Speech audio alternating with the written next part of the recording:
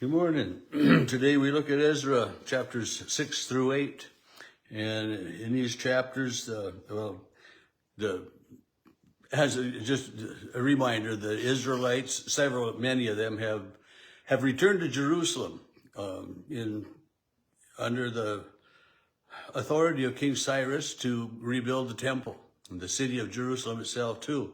And they've been running into opposition from some of the local tribes and different people, and they're going back to the king of Assyria, the king that gave this permission. And King Cyrus has died, and now King Darius is the king. So as I mentioned a couple of days ago, this rebuilding takes quite a few years, and it started under King Cyrus. It ended up stopped for a while, and now the people have come to King Darius, and this is and they say, well, search, search out and see what you can find. So King Darius, as we begin chapter 6, makes a decree. He sets an order that they should search the archives and try to find out what this decree is, this order is that King Cyrus made on behalf of the Israelites and Jerusalem and Judah, the temple especially. And so they start searching, and it says it was in Ecbatana, the capital of the province of Media, that a scroll was found, which was written, a record. In the first year of his reign, King Cyrus issued this decree. And here it is in writing, concerning the house of God at Jerusalem. And King Cyrus, makes it very specific that, that this is authorized to be done, that the Israelites can return. And not only is it authorized, but moreover, let the gold and silver vessels of the house which Nebuchadnezzar took out of the temple be brought back, be restored and brought back to the temple, each to its place, and put them in the house of God. And so these foreign kings are seeing the Israelite God as God, and that they realize that this is important. And so verse 6, now you, Tatiana, governor of the province beyond, this is still King Cyrus's decree, let the work on this house alone. Let the governor of the Jews and the elders build this house on its site, and do whatever you can for these elders. And so that the cost is to be paid full and without delay from the royal revenue. So it's to be taken out of the king's fortunes, out of the empire's fortunes, and whatever is needed. And then verse 11, here's a great one.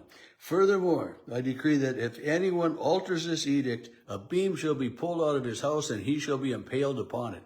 So King Cyrus is saying, this is important.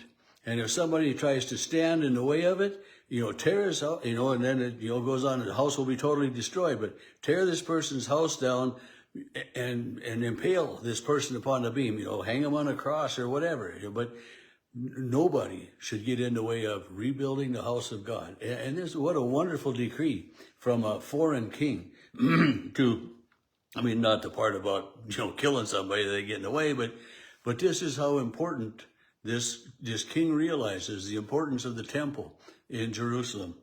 And so then after King Darius has been informed of this, he makes a decree himself, and may the God who has established his name overthrow any king or people, and I, Darius, make a decree. Let it be done with all diligence. So, we had King Cyrus and King Darius, and we're going to end up with King Artaxerxes, as well here as we're reading today.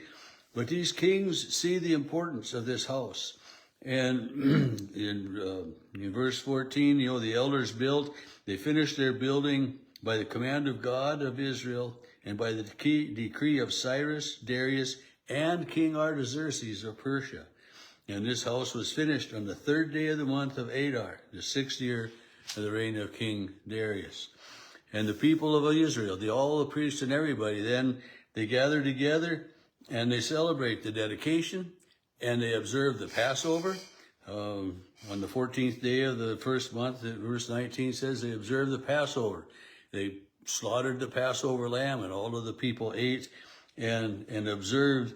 They call it the Passover to begin, and then in verse 22, they celebrate the festival of unleavened bread. And that's another name for the Passover, because the Israelites were to prepare to go quickly. They didn't have time for the leaven, the yeast, to cause the bread to rise, so they eat unleavened bread. And this was a part of what they do, and it's why we often, most of the time, just use this little wafer or unleavened bread in our Holy Communion. Chapter 7, after this, in the reign of King Artaxerxes of Persia. So this is, Artaxerxes is now the king when the temple is finished and all this is happening. Ezra, son of Seraphim or whatever, comes as a prophet. He was a scribe skilled in the law of Moses, and I don't know if I should say a prophet, but as a leader of the Israelites, one that they listened to. And he comes with instructions and encouragement for the people.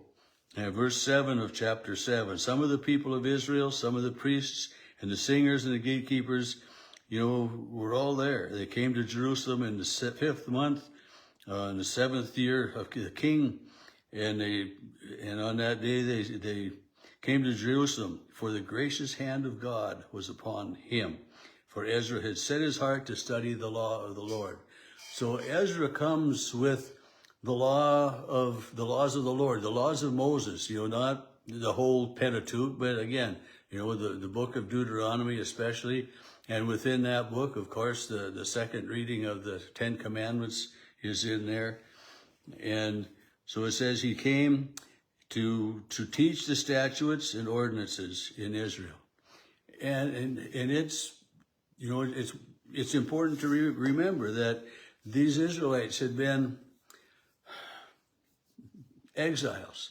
They hadn't been able to worship properly. They didn't have proper synagogue. They didn't have the proper teachings and the learnings. And when they were captive, they weren't allowed to worship as they ought to or should, and so they had to learn again and be retaught. And it's reintroduced to God. And then they have a copy of the letter that King Artaxerxes gave to the priest Ezra. And it says, Artaxerxes, king, and I decree that any of the people of Israel in my kingdom may freely go to Jerusalem. And so again, it's allowing the Israelites to return from the exile. And you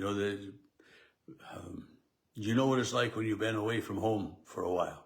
It's good to go home again. And so that's the way it was for these Israelites. They were able to come home. And they were, they were to convey that they were given silver and gold and, things for offering and for the building of anything that needed to be done. In verse 21 of chapter 7, I, King Artaxerxes, decree to all the treasures in the province, whatever the priest Ezra, whatever the scribe of the law of heaven requires, let it be done. Up to certain amounts, there's a cap on it, but it's to serve the house of the Lord. And then he says, and you, Ezra, according to the God-given wisdom you possess, appoint magistrates and judges. So Ezra is the overseer. He's maybe say the governor. He's appointed basically as the leader of the people of Israel. Chapter 8 gives us a lot of genealogy in the first part of it again, talking of the Jews, the families, the priests, and their families that are there. And there's in verse 21, I proclaim a fast that we might deny ourselves before God to seek from him a safe journey. They need to make a trip. And so they realize that there are enemies out there. And rather than apply to King Artaxerxes or any other earthly ruler, they apply to God. They come to God with prayer and asking God. He says, you are holy, and the vessels are holy, and the God will your answer. So guard them and keep them, and so they pray to God for safe guidance for all of this that they're leaving. And in verse 31, they left on the river on the 12th day to go to Jerusalem, bringing these treasures and God provides and God protects them. And the last thing, the last verse of chapter 8, it's interesting how they divide things sometimes, but they supported the people and the house of God.